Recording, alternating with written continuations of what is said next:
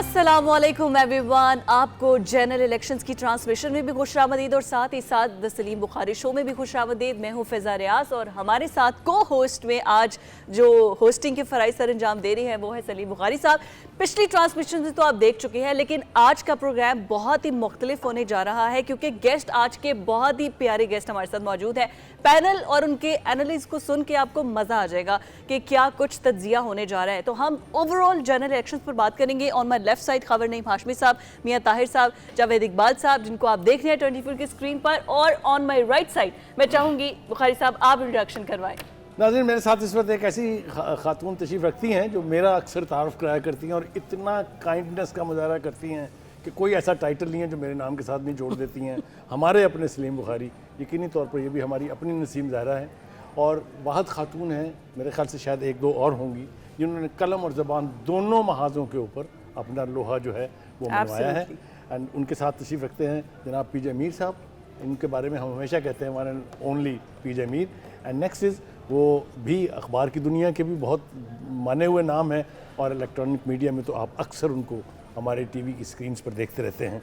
तो it's a pleasure to have such a elitist panel on my side. जी, ये हो गया पैनल का इंट्रोडक्शन। और मैंने जैसे कहा था कि हमारे ओवरऑल जनरल इलेक्शंस की बात करेंगे। अब से कुछ घंटों के बाद यानी कि 12 बजे से ख़त्म हो जाएगी इलेक्शन कैंपेन। कुछ ही घंटे बाकी बचे हैं, बस अब दौड़ लगी हुई है बुखारी साहब। तो आई थिंक यहीं से ओपन करते हैं डिस्कशन को। मैडम की तरफ सबसे पहले, it was such a good pleasure to have you here with us. Programme में बड़ी मुश्किल से आप आई हैं और अब आपको, अब मैं कहती हूँ अब हम लेडीज़ पावर है हम दोनों। क्या कहेंगी, कुछ ही घंटों में इलेक्शन कैंपेन ख़त्म हो जाएगी। कौन सी पार्टी आपको लगता है कि जिसने भरपूर कैंपेन की है और उसका आपको इलेक्शन डे पर रिजल्ट भी नज़र आएगा? देखिए, कैंपेन, बहुत बहुत शुक्रिया आप दोनों का। सलीम बुखारी साहब, आपने इंट्रोड्यूस करवाया, आपकी बड़ी मेहरबानी, यू बीन काइंड। इलेक्शन की जो कैंपेन है, अनडाउटेडली बिलावल भुट्टो जो हैं उनकी कैंपेन बड़ी ज़बरदस्त थी। वो सबसे पहले सबसे प्रोएक्टिव थे और इन द क्लोजिंग आवर्स हम देख रहे हैं, in the closing days perhaps, Nawaz Sharif साहब जो हैं वो भी बड़े मुतहर्रिक हुए हैं और PMLN ने भी अपनी जो कैंपेन है उठाई है, बहुत उठाई है। और ये भी आपको याद होगा कि बीच में ये लग रहा था कि जी अच्छा नवाज़ शरीफ नाराज़ हो गए हैं, क्या हो गया, क्या मसला, तो उन्होंने सब चीज़ें रद्द कर दी और he is come out very strong. Bilawal Bhutto तो वैसे ही स्ट्रॉन्ग थे और जो तीसरी पार्टी है उसके साथ तो बहुत ही ज़्यादती हो रही है। वो जो इन्वायरमेंट है, उस पार्टी को तो इलेक्शन लड़ने की बजाय कोशिश है कि पार्टी को किसी तरीके से मसल करके ख़त्म ही कर दिया जाए। उनका वो ले लिया, निशान ले लिया। और जो उनके इस वक्त हैं लोग, सजाएं हुई हैं जी सजाई नहीं, अभी कल रात की खबर है कि मंडी बहाउद्दीन का जो उनका एक है कंटेस्टेंट, उसके वालिद को जेल में उठा के ले गए थे एंड वो उनका इंतकाल हो गया। और इस तरह बहुत सी चीज़ें, तो उस पार्टी को तो ना कैंपेन करने दी है, उस पार्टी को एज वी स्पीक कोशिश है कि वो बिल्कुल जो टूटी फूटी रह गई उसको भी ख़त्म कर दिया जाए। तो मुझे लगता है जो बड़ी दिलचस्प चीज़ होगी वो होगा कि ये पार्टी के जो लोग हैं वो निकलते हैं नहीं निकलते हैं। बिल्कुल, मेरे ख्याल से जो नसीम ज़ाहरा ने कहा हम उससे लार्जली इत्तफाक करते हैं, लेकिन एक जुमला मैं कहे बगैर नहीं रह सकता और वो ये है कि कुछ तो ख़िज़ा है बाइस बर्बादी चमन, कुछ बागबान का हाथ भी इसमें ज़रूर है। तो ये बिल्कुल ठीक है कि उनके साथ ज़्यादती हो रही है और ये रिपोर्ट हो रहा है, पूरी दुनिया में इसके ऊपर रिएक्शंस भी आ रहे हैं, लेकिन वो कहीं ना कहीं कुछ ना कुछ गड़बड़ जो है वो हर तरफ से होती है। हम इसके कायल नहीं हैं कि किसी को कैंपेन ना करने दी जाए। हम इसको कभी भी एंडोर्स नहीं कर सकते कि आप किसी एक पार्टी को आइसोलेट कर दें। मेरे ख्याल से बात को आगे बढ़ाते हैं। जी मियाँ साहब, आप ज़रा फरमाइएगा कि कैंपेन्स अब चूँकि आर क्लोज टू एंड, तो किसकी कैंपेन आपको लग रहा है, जो सवाल हमने नसीम से पूछा था, जिसने इम्प्रेसिव कैंपेन की है और उसको बेनिफिट भी मिलेगा इलेक्शन में? देखिए, नसीम ज़ारा राइटली सेड कि सबसे इफ़ेक्टिव, सबसे पहले बिलावल आए और कैंपेन का माहौल बिलावल ने ही बनाया है। ये और बात है कि जितनी उन्होंने कैंपेन की है उतना उनको नहीं मिलेगा शेयर, क्योंकि यानी आप बात कर रहे हैं पंजाब के हवाले से? पंजाब के हवाले से सिंध तो उनका अपना है। जी जी। और इस पे मुझे कुछ ज़्यादा खुशी भी नहीं होती क्योंकि वहाँ कंटेस्ट होना चाहिए। अच्छा, अब ये है कि कैंपेन बिलावल ने की है और उसमें उनको पंजाब में शायद बेहतर हो जाए उनकी पोजीशन, क्योंकि हम ना साथ साथ सर्वे कर रहे थे हमारा अदारा, जैसे जैसे बिलावल इन हुए हैं तो सर्वे में भी वो रिफ्लेक्ट होना शुरू हो गया।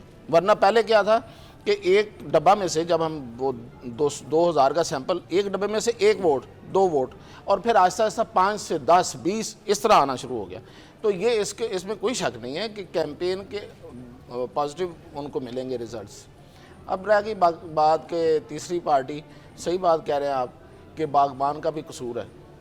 तो अब अगर वो पॉलिटिकल पार्टी है तो उनको अपना पॉलिटिकल होना बताना पड़ेगा Resist करना पड़ेगा। इलेक्शन पोलिंग डे पे, बेशक। जो कि इससे पहले वो कभी साबित नहीं किया उन्होंने कि वो पॉलिटिकल पार्टी है। 9 मई क्या कोई पॉलिटिकल पार्टी इस तरह के काम करती है?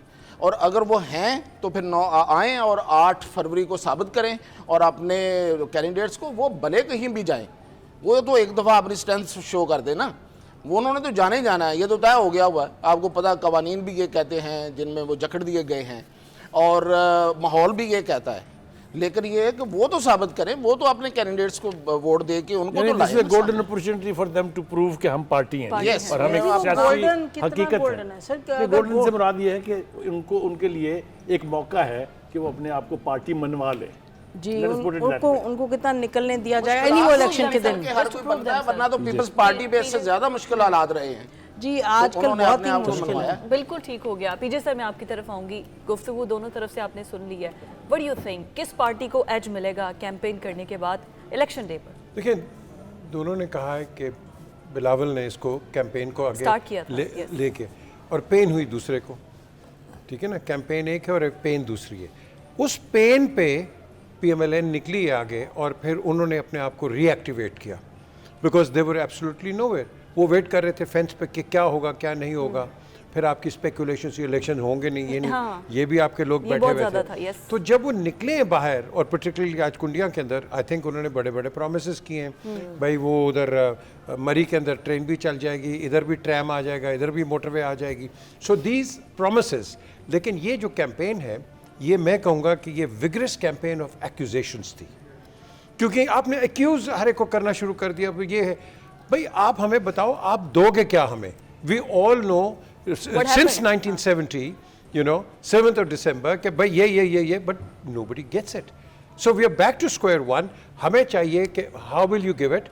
And हमें आप बताओ कि जब आप कुछ दोगे तो ये जो $126 बिलियन है, ये आप किसकी पॉकेट से निकाल के वापस करोगे? जी, ये तो ना नवाज शरीफ ने करना है, ना इन्होंने करना है, जो हमने IMF को देना। किसी ने नहीं, हमने वो उसकी रिपेमेंट करनी है। But at the end of the day, ये जो 22-23 करोड़ लोग बैठा है, ये निकालना तो इधर से है ना पैसा। So how will you revive your industry?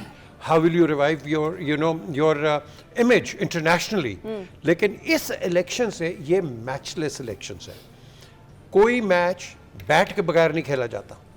Bloomberg तो का बैट भी ही कोई सर्वे है कि Nawaz Sharif is going to perform well और इकोनॉमी को अच्छा नहीं रन जी, कर देखें, सकते हैं। I forecast no one will perform well until they don't join hands together. Done. Fair enough.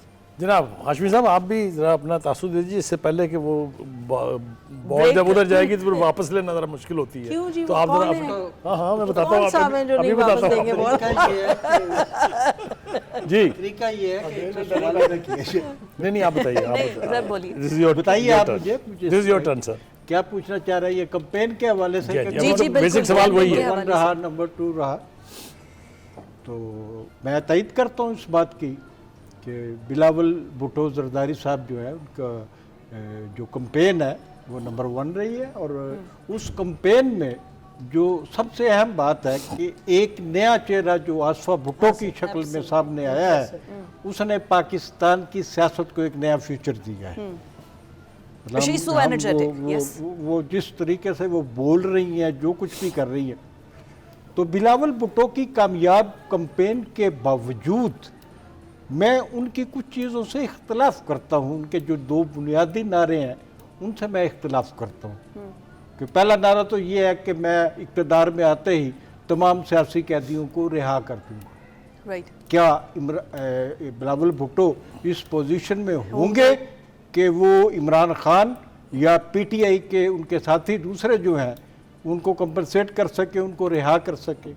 क्या बिलावल भुट्टो इस पोजीशन में होंगे कि वो 300 यूनिट तक पाकिस्तानी अवाम को बिजली फ्री मुफ्त, बिजली फराहम कर सके? तो नारे भी जो इंतखाबी नारे हैं उनके, वो उसी तरह के नारे हैं जो दूसरी पार्टियां लगा रही हैं। तो इस तरह मैं समझता हूँ कि पंजाब में जो नवाज शरीफ की जो कैंपेन है जी और उसकी बेटी की जो कैंपेन है उसको भी हमें नज़रअंदाज नहीं करना चाहिए। उन्होंने काफ़ी मेहनत की है पंजाब में, जैसे भी आए हैं उनका क्या रिज़ल्ट होता है वो ये तो मैं कहूँगा कि जो 2024 के इंतखाबात हो रहे हैं ये इंतखाबात बराए एक मखसूस पार्टी हैं। ओके ठीक। ये इसके अलावा मैं कुछ मेरे नहीं ख्याल से हम बिल्कुल इसको ठीक, point इस तरीके से ले सकते हैं कि हम बात कर रहे हैं उनकी जिन्हें कैंपेन करने दी गई, और this is a contest between those who have campaigned and the one who hasn't. Is that right?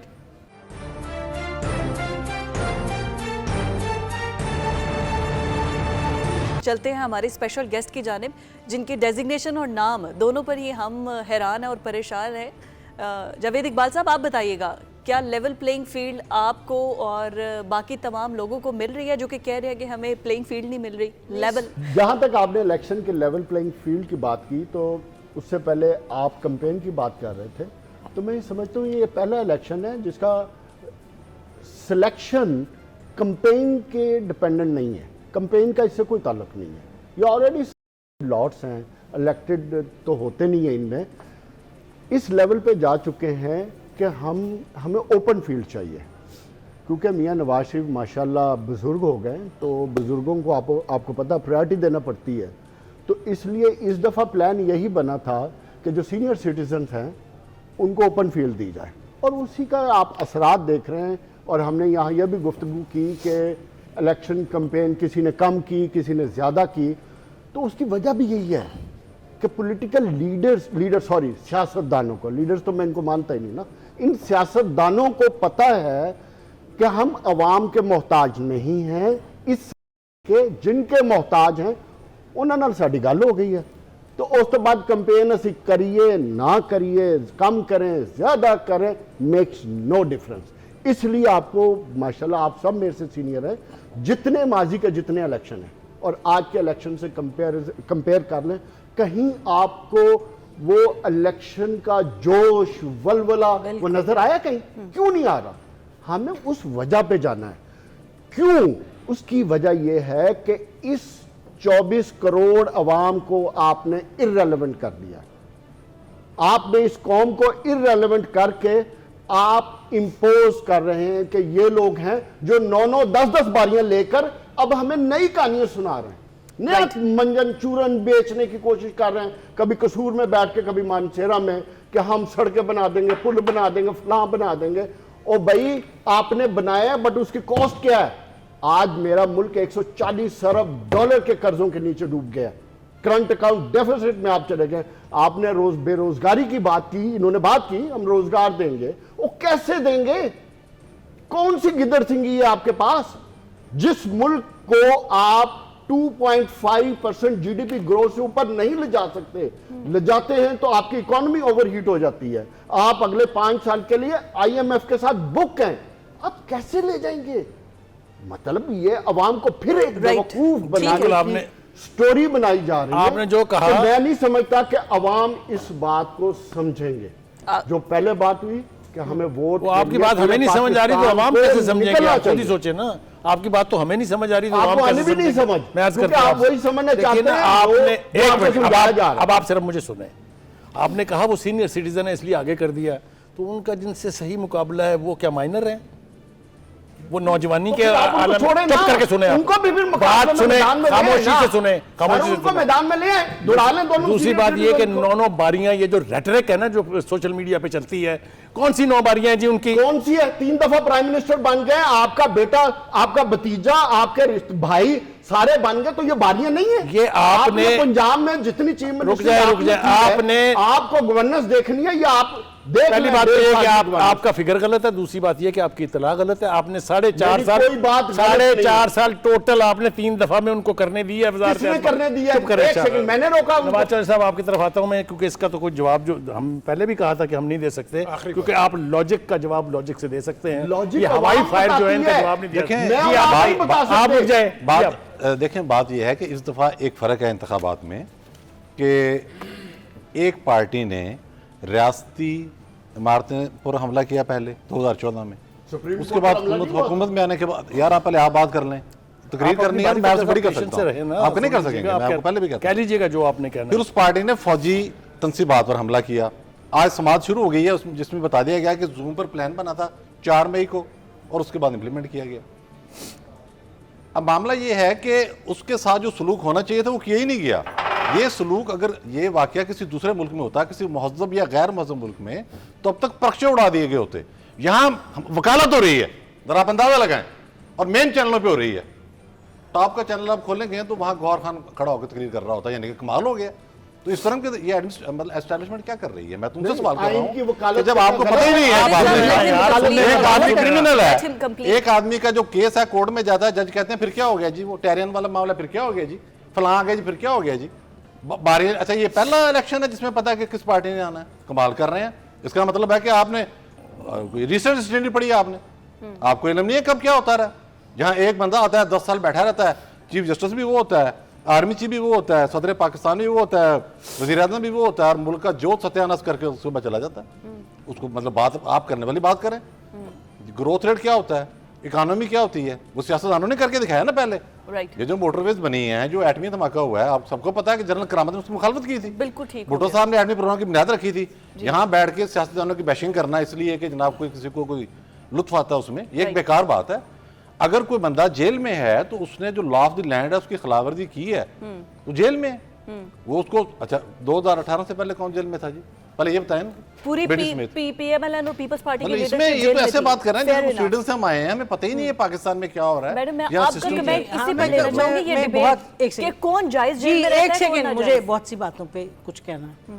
Number 1 के ये क्या बात है, मई 9 जो है, मई 9 के को 8-9 महीने हो गए लोग जेलों में, and there is no proper system that is there in place कि उनको ट्राई किया जाए। आप क्या चाहते हैं, तो आप लेके सबको गोली मार दें। एक सेकंड, अब आप मुझे बोलने दें, मैं सुनती रही हूँ आपकी बात, प्लीज।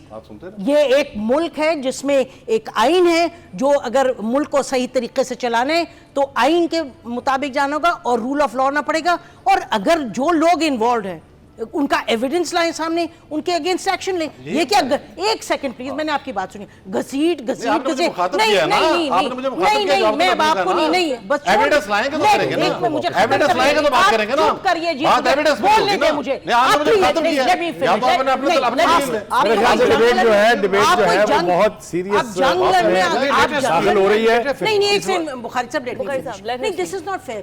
ये देखिए ना, ये उनको समझाइएगा, उधर से हुई उनको उसका समझाइए रिस्पांस तो जी। आना है ना। नहीं तो फिर मुझे भी जवाब देना, आप देना जवाब। उन्हें कहिए वो क्यों प्लीज इतना आप चुप बात रहे हैं, सुनिए। जरा सब्र करें। ये कोई बात नहीं है कि जी आप कहें कि इस्टेब्लिशमेंट क्या करी है, वो काफ़ी नहीं करी, वो नहीं करी, वो जो लोग हैं उनको पकड़ेंगे।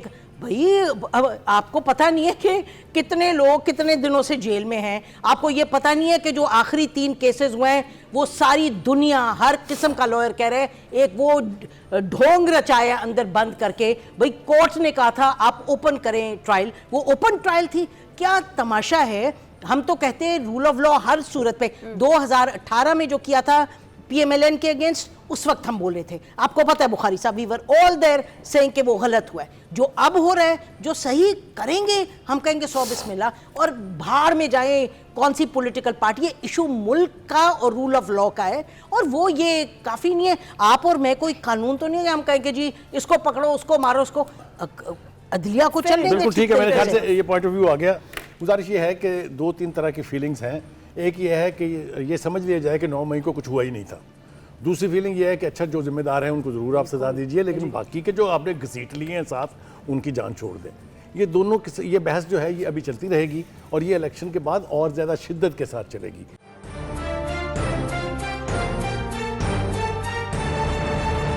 कीजिए सर, अब वो हीट ऑफ द मोमेंट तो ख़त्म हो गया, मामला थोड़े सेटल डाउन हो गए हैं, लेकिन अभी जो इलेक्शंस है ना उसमें अभी भी मामला हीटेड है। ये कहा जाता है और मतलब है भी कि जिसकी पंजाब में हुकूमत होगी विफाक की उसी में हुकूमत होगी। तो आपको क्या नज़र आ रहा है, पंजाब में या विफाक में किसकी गवर्नमेंट होगी? देखें, गवर्नमेंट जिसकी मर्जी हो, हमने डिस्कस करना है कि हमारी जो आप 70 से ले लो, जो आपकी जो पॉलिटिकल डिबेट्स है और एनालिसिस हैं ये बेस किस पे करते हैं? हमारी जो डिबेट्स हैं वो इनडायरेक्ट डिबेट्स हैं। मैंने कल भी आपको कहा है कि if you want a complete political system, leave the army out of it. अब वो करते नहीं। When a prime minister, it doesn't matter who it is, जब वो आर्मी चीफ अपॉइंट करता है, इधर से आता है नहीं जी ये तो ओहदा बंदा है, वो कहती वो ओहदा बंदा है, तो ये एक परसेप्शन आप क्रिएट कर देते हैं। मार्केट के अंदर चली जाती है बात। जब मार्केट के अंदर चली जाती है, आपकी मार्केट के अंदर लॉबीज बन जाती हैं and you automatically get involve. You नहीं जी, आप फौज को इन्वॉल्व कर लेते हाँ हैं। जी। Let the army chief decide कि जिसको मर्जी उसने बनाना है। He knows the efficiency of the officers. Right. A political person doesn't know the efficiency. वो किस तरह, वो एसीआर पढ़ के करेगा ना, लेकिन जो एक्चुअल परफॉर्मेंस है ये डिबेट जो है ना, ये मेरे ख्याल से हम किसी और प्रोग्राम के नहीं, लिए वो उठा करेंगे सकते हैं। नहीं। बुखारी साहब, मैं ये कहना चाह रहा हूँ, देखो जब हमने करनी, बिकॉज हमारी कॉस्मेटिक्स है, वो कह रहे हैं वो लेवल प्लेइंग फील्ड चाहिए, वो कह रहे हैं जी हमें पता है कौन प्राइम मिनिस्टर आएगा, वो कह रहे हैं जी इनको ये मिल जाएगा, उनको वो मिल जाएगा। एक कह रहे हैं जी एक आदमी जो सिंध में गया नहीं है, आप उसको 4 टाइम प्राइम मिनिस्टर बना रहे हैं, बिलावल जिसकी बात कर रहे हैं। सो द क्वेश्चन इज, ये हर किस्म के कंजेक्चर्स एंड कॉनोटेशंस हम जो लगा रहे हैं, हमें क्लीन चाहिए। मुझे तो आज चाहिए था कि भाई कराची की जो समुंदर है साफ़ कैसे होगा, मुझे चाहिए था साफ़ पानी कैसे मिलेगा, मुझे चाहिए था एजुकेशन सस्ती कैसे होगी, इस पे तो कोई बात ही नहीं है। हम रोडों पे बात कर रहे हैं भाई। ये जो कह रहे हैं ना कि हम करेंगे, ये इनकी रिस्पॉन्सिबिलिटी है, ये कोई फेवर नहीं है कि जी मैं ये करूंगा, ये तुम्हारी responsibility. They owe it to the voter। ठीक है, बिल्कुल ठीक आपने कहा।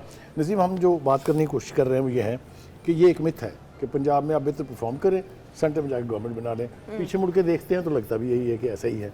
ये मिथ ब्रेक होगी या अभी भी इस इलेक्शन में भी, क्योंकि हम बात कर रहे हैं इस इलेक्शन जी, मेरा ख्याल है कि ये मिथ खाली नहीं है शायद बुखारी साहब, उसका ताल्लुक नंबर से भी है ना। आपकी जो सबसे ज़्यादा सीटें हैं वो पंजाब से हैं, तो इस वजह से न्यूमेरिकली भी आप इस तरफ जाएं। लेकिन ये आपने देखा जुल्फ़िकार अली भुट्टो साहब जब पहले बने सबसे, उनकी भी पंजाब में सीट्स थी। तो मेरा ख्याल है ये रहेगा by and large, this will stay with us, के जो जिसके पास मेजॉरिटी सीट्स होंगी पंजाब में और जो पंजाब में ज़्यादा अपना जोर दिखाएगा।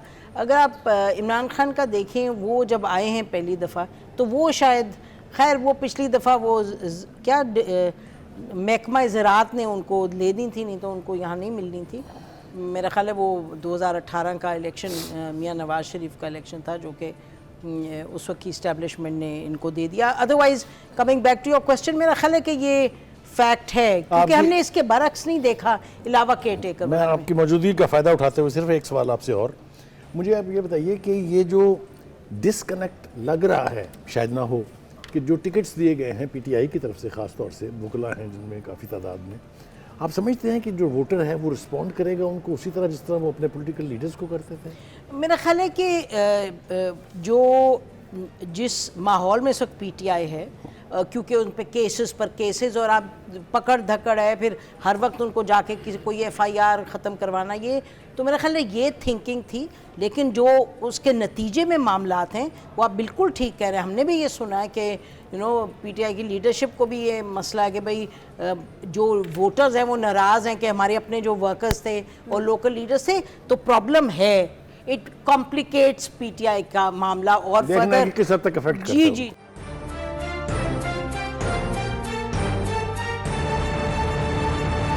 जस्ट नो न्यू क्वेश्चन, इसी के ऊपर आ जाए आप। देखिए, मैं पहले इस बात पे करूँगा कि रूल ऑफ लॉ की बात हुई है, तो रूल ऑफ लॉ तो तकाजा करता है कि जिन्होंने क्राइम किया है उनको जेल में होना चाहिए, तो वो जेल में। ठीक, इसमें ओके प्रॉब्लम फाइन, वो तो कह रही है ना, प्रॉब्लम और वादे कर दिया। दूसरी बात ये है कि अगर एक पार्टी की हम बात करते जाएंगे तो जो दूसरी पार्टीज हैं उनकी तरफ भी तो देखना चाहिए ना। वो ये कहते हैं कि हमारी परफॉर्मेंस देख लें, उनकी परफॉर्मेंस देख लें, इस पे भी तो बात करें ना। किसने क्या डिलीवर किया, क्या गवर्नेंस थी, बुजदार वाजदा गवर्नेंस, या वो जो बुजदार प्लास उधर खैबर पख्तून में खा में था, वो गवर्नेंस थी। तो ये भी चीज़ें हमें देखनी होंगी। ये चीज़ें अवाम देख रही हैं, जिनको चाहिए, जिनको नज़र आ रहा है, जिनको लाहौर और पंजाब में डेवलपमेंट नज़र आ रही है। अगर वो वादा करते हैं ना कि मैं वहाँ ट्राम चलाऊँगा और वहाँ ये चलाऊँगा, तो वो चलाते हैं और वो चलाएँगे। हाँ, अब बिलावल की बारी है कि वो कराची में करके दिखाएं, क्योंकि कराची में तो सेल करने के लिए फ़िलहाल उनके पास कुछ नहीं है। आइंदा देखेंगे वो क्या करते हैं। आज तो उन्होंने वैसे धमकी भी दे दी कि अगर इलेक्शन पे डाका मारा तो मैं वो करूंगा जो बानी पीटीआई नहीं कर सके। अब वो मेरे ख्याल से तो अनवैलिड ये स्टेटमेंट है, वो नहीं दिया जाना चाहिए था, नहीं इस तरीके से। दिया जाना चाहिए था। तो ये रवैये पॉलिटिकल पार्टीज को छोड़ के सियासत करनी चाहिए, और सियासत ये है कि आप आवाम को क्या देते हैं और फिर आवाम से आप डिमांड कैसे करते हैं। ये थोड़ी है कि आप आए हवा के झोंके की तरह और आपकी खुशबू हर तरफ फैल गई। क्या 2018 में सबको नहीं पता था कौन प्राइम मिनिस्टर आ रहा है, जिस तरह अभी कहा है नसीम ज़ारा साहबा ने कि सबको पता था, इलेक्शन नवाज शरीफ का था, महकमा ज़राअत ने उधर डाल दिया। तो इस दफ़ा अगर पीटीआई वाले अपना आप शो ऑफ करें, मैं तो इसके हक में हूँ, आए पोलिंग स्टेशन पे आगे वोट डालें, अपने लोगों को इलेक्ट कराएं, फिर उनका दीन ईमान है वो किधर जाते हैं। जी हाशमी साहब, मैं समझता हूँ कि ये एक बात जो नसीम ज़ारा साहब ने की कि पाकिस्तान की तारीख़ में, पाकिस्तान में मुख्तलिफ़ शोबों में जो तरक्की हुई उसमें नवाज शरीफ साहब का बहुत किरदार है, अहम किरदार है। मतलब भुट्टो साहब का मुकाबला भी नहीं किया जा सकता कि जी उन्होंने ये किया था तो एक एटम बम को निकाल दें, माइनस कर दें कि उसमें आइडिया किसका था, चलाया किसने, वो सब चीज़ें छोड़ दे सारी।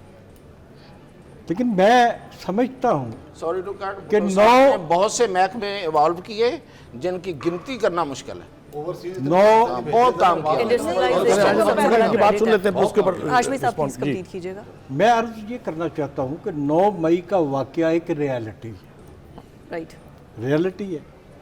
उसमें इमरान खान साहब और उनके कुछ साथी जो है वो इन्वॉल्व हो सकते हैं। 9 मई का वाकया सिर्फ जना हाउस का वाकया नहीं है। अगर एक जगह का वाकया होता तो हम इसको मैनेज कह देते कि जी मैनेज किया गया है।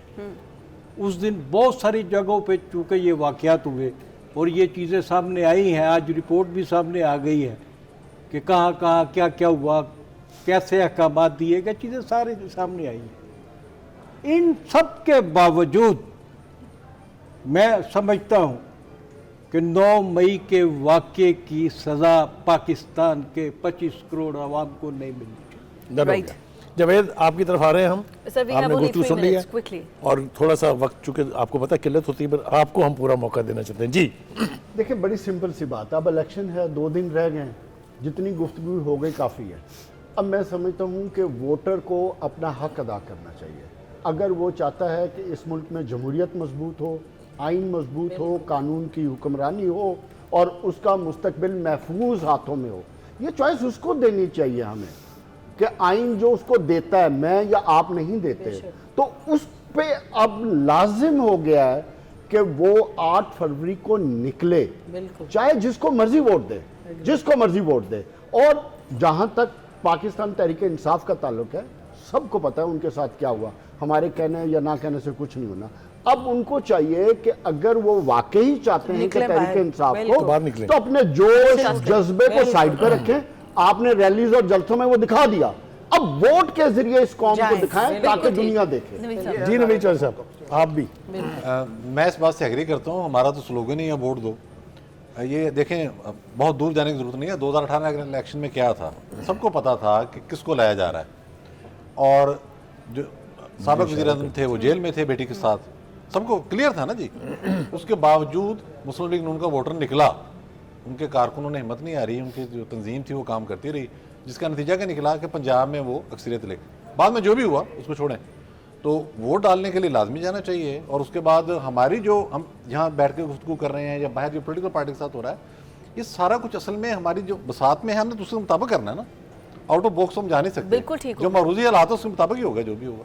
बिल्कुल ठीक हो गया। बहुत सबके शुक्रिया points आपका। आगे। मैंने शुरू में आगाज में कहा था कि बड़ा एलिटिस्ट पैनल हमारे साथ है। जिस तरह की गुफ्तगू हुई है, आपको फील हुआ होगा खुद यहाँ कि कोई बैरियर्स नहीं थे, किसी को कोई यानी फीड नहीं दी गई थी कि आपने ये गुफ्तगू करनी। हर एक ने अपने ख्यालात का इजहार जो है बहुत खुल के किया है, और इसी को डिबेट कहते हैं। मेरे ख्याल से ये आपके लिए भी बेनिफिशियल होगी, और जिन्होंने भी हमें सुना है उनके लिए भी कम से कम एक पिक्चर ज़रूर इमर्ज हुई होगी इस गुफ्तगू के नतीजे में कि हो क्या रहा है। And last but not the least, जैसे हमारी कैंपेन है कि वोट दो, तो कुछ ही घंटों के बाद इलेक्शन कैंपेन खत्म हो जाएगी। Then you have to decide कि वोट किसको कास्ट करना है।